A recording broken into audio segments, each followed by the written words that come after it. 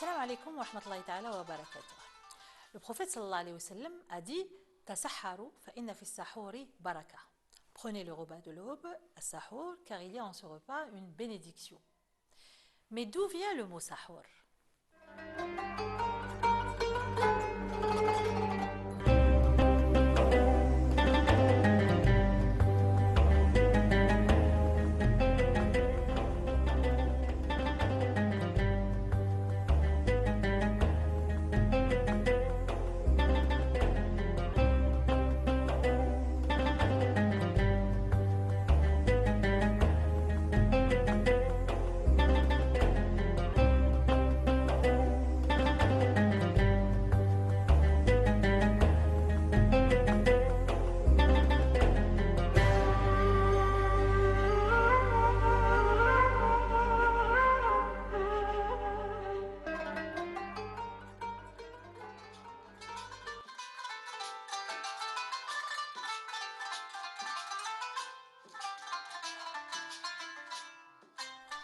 Le mot suhour désigne le repas pris avant l'aube, durant le mois de Ramadan, juste avant la prière de l'aube, Fajr, et le début du jeûne quotidien.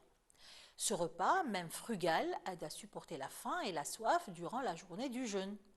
Cette sunna, acte du prophète, a été instaurée dans le but de se différencier des gens du livre qui ne la font pas.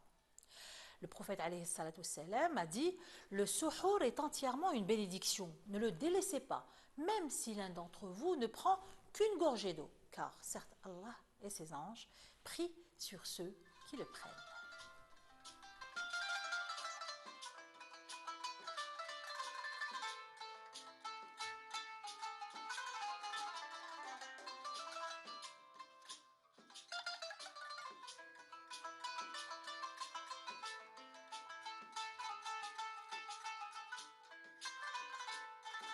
Sahur suit le modèle grammatical fa'oul, souvent utilisé pour désigner l'action elle-même ou ce qui est utilisé pour accomplir cette action. Sahur désigne spécifiquement l'acte de manger ou boire durant ce moment.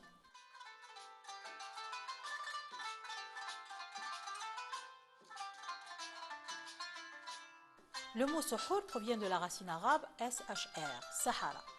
La racine SHR était utilisée pour évoquer la tromperie ou l'illusion. Dans le Coran, il est dit dans le 69e verset de Sourate Taha وَأَلْقِ مَا فِي يَمِينِكَ تَلْقَفْ مَا صَنَعُوا إِنَّمَا صَنَعُوا كَيْدُ سَاحِرٍ وَلَا يُفْلِحُ السَّاحِرُ حَيْثُ أَتَى. Jette ce qu'il y a dans ta main droite, cela dévorera ce qu'ils ont fabriqué, car ce qu'ils ont fabriqué n'est qu'une ruse de magicien, et le magicien ne réussit pas où qu'il soit.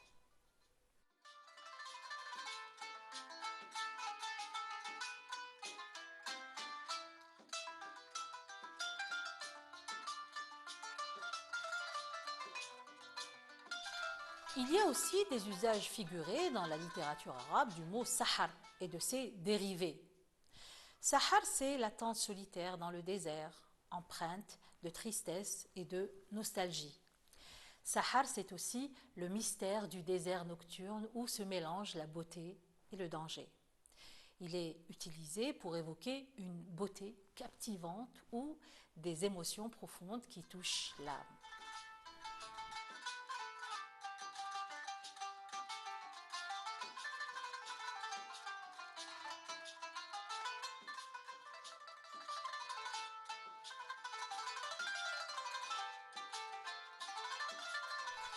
Le sahar ou as-sahar est la dernière partie de la nuit, avant l'aube, propice à la méditation et à la réflexion. Un moment caractérisé par la tranquillité, la discrétion et le silence. Nous lisons dans le Coran au 18e verset de Sourate Ad-Dariyat وَبِالْأَسْحَارِ هُمْ يَسْتَغْفِرُونَ. Et aux dernières heures de la nuit, ils imploraient le pardon d'Allah. Mais à l'époque pré-islamique, le mot sahar désignait des rassemblements sociaux et des rituels nocturnes liés à la poésie ou à la récitation orale.